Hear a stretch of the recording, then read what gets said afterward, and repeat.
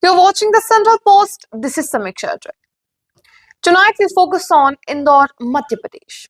But before we go any further, let me ask you something.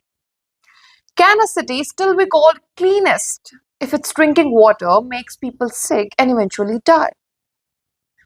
Indore has proudly held the title of India's cleanest city for 8 consecutive years. Not one, not two, but 8.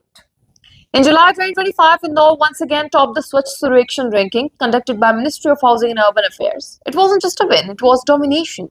The survey praised Indore's waste collection, segregation, processing and citizen participation. It even placed the city in an elite Super Swachh league with Surat and Navi Mumbai.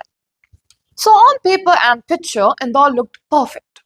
But here's the uncomfortable question. Does cleanliness ends with garbage or does it begin with water? Because in the final days of December 2025, something went terribly wrong. In Bhagirathpura, a densely populated neighborhood, a leak developed in the main municipal water pipeline in Indore. Reports suggest that the leak was dangerously close to a toilet pit at a police outpost. Now pause here for a moment. If sewage and drinking water run side by side underground, who is responsible for ensuring they never meet? Because this time they did.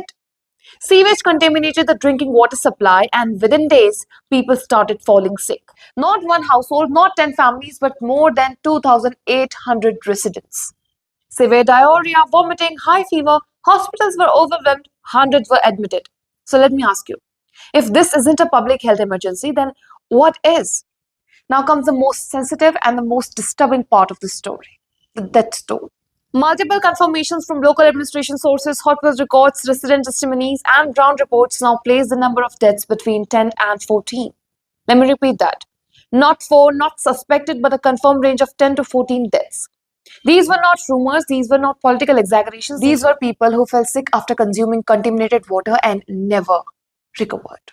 Among the victims was 5-month-old Avyan Sahu. His parents had waited 10 years for his birth. 10 years. He didn't drink contaminated water directly. The water was mixed into his milk formula. Let that sink in. If a city's drinking water cannot be trusted for infants' formula, who is the system protecting? The administration responded quickly, at least on paper. Officials were suspended, some were dismissed, a high-level inquiry was ordered, free medical treatment was provided, compensation was announced. Mohan Yadav's government is doing everything possible, but here's another question. Is compensation justice or is it just closure without accountability?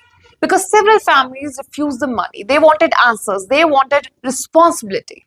Even the National Human Rights Commission stepped in, and then came the political flashpoint. On December 31, Urban Development Minister Kailash Vijayvargiya, who is the MLA from Indore, won the constituency that includes Bhagirathpura, faced the media. Questions were raised about delayed reimbursement of private hospital bills, about slow alternative water supply, about who would be held accountable, and that's when the things spiraled. Visibly irritated, Vijayvargiya snapped. On camera, he told a journalist to stop asking what he called useless questions, using abusive word. Now ask yourself, in crisis where people are sick and grieving, is any question really useless?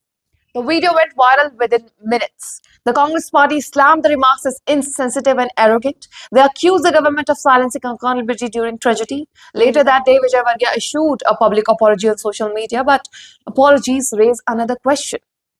Can regret undo systemic failure? Because this incident has exposed something deeper. Swachh Survekshan focuses heavily on visible cleanness. Garbage-free streets, waste segregation, sanitation drives.